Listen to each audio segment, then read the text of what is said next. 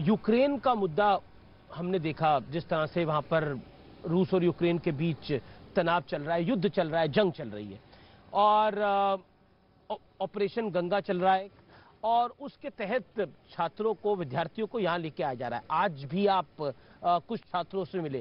विपक्ष कह रहा है ये फोटो अपॉर्चुनिटी है, ये काम है नरेंद्र मोदी का, ये काम है केंद्र सरकार का, जिसका वो चुनाव के लिए फायदा उठा रहे हैं। देखिए, विपक्ष की स्थिति ये है कि अपने स्वयं के नकारेपन को और अपने स्वयं की हताशा निराशा को वह निर्दोष लोगों पर उतारता है।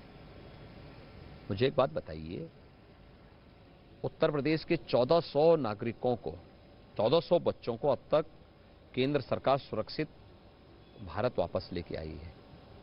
मैंने आज लखनऊ में अपने आवास पे ही 52 बच्चों के साथ और उनके अभिभावकों के साथ संवाद बनाया था।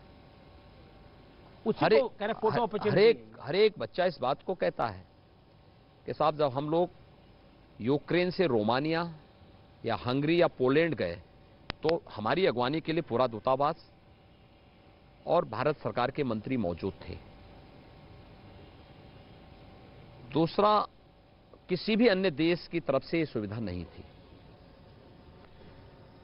हमने एक और चीज वहां पे देखी जो उन्होंने बताया, वे बच्चे जो बता रहे थे, साहब, रोमानिया से जब हम जा रहे थे, दूसरे देशों के लोग, नीदरलैंड है या दुनिया के तमाम अन्य देशों के जो बच्चे वहां पढ़ते हैं, मेडिकल की पढ़ाई कर रहे हैं, वे लोग हमसे पूछते थे कि आप लोग कैसे जाएंगे, तो कहते थे हमारी सरकार ने व्यवस्था की। तो कहते थे, आपके प्रधानमंत्री बहुत अच्छे हैं, हमारे यहां तो कोई पूछने वाला नहीं। यानी भारत के बच्चों को फ्री में लाने की व्यवस्था थी, दिल्ली तक पहुंचाया, दिल्ली में हम लोगों ने उन्हें लिया, फिर यूपी भवन में उन्हें ठहराया, फिर राज्य सरकार ने उनको उनके घरों तक सुरक्षित पहुंचाने का काम किया।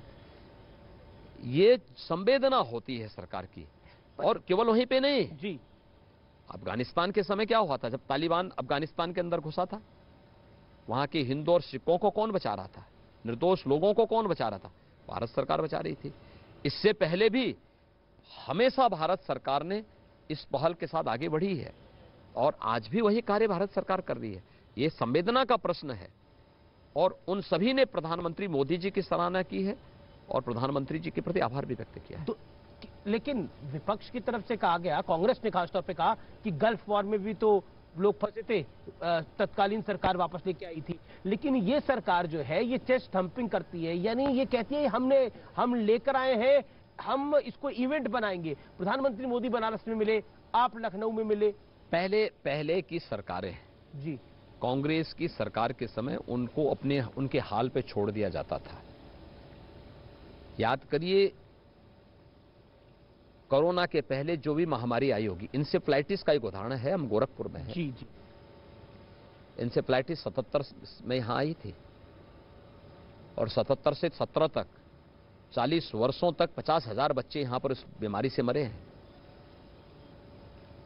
इस दौरान 10 वर्षों तक कांग्रेस की सरकार थी। कांग्रेस के कई मुख्यमंत्री बदले गए, केंद्र और प्रदेश में दोनों जगह कांग्रेस की सरकार थी। क्या कर रही थी कांग्रेस? 4 बार समाजवादी पार्टी इस दौरान सत्ता में थी। क्या कर रही थी समाजवादी पार्टी? 3 बार बहुजन समाजवादी पार्टी सत्ता में थी। क्या कर रही थी बहुजन समाजवादी पार्टी? इन्होंने अगर थोड़ी भी संवेदना दिखाई होती, इंसेफ्लाइटिस से 50,000 जो बच्चे मरे हैं, मरने वाले बच्चे कौन थे? उत्तर प्रदेश के बच्चे थे, अनुसूचित जाति, अति पिछड़ी जाति, अल्पसंख्यक समुदाय के 95% बच्चे थे। इनकी संवेदनहीनता तो इसी में दिखाई देती है। कोरोना कालखंड में कांग्रेस, सपा, बसपा या किसी अन्य दल का नेता कोई दिखाई दिया कहीं फील्ड में? किसी का था पता नहीं था। चुनाव के 3 महीने पहले लोग फील्ड में आए, कैसे जनता इनको स्वीकार कर लेगी? 2 साल तक गायब थे।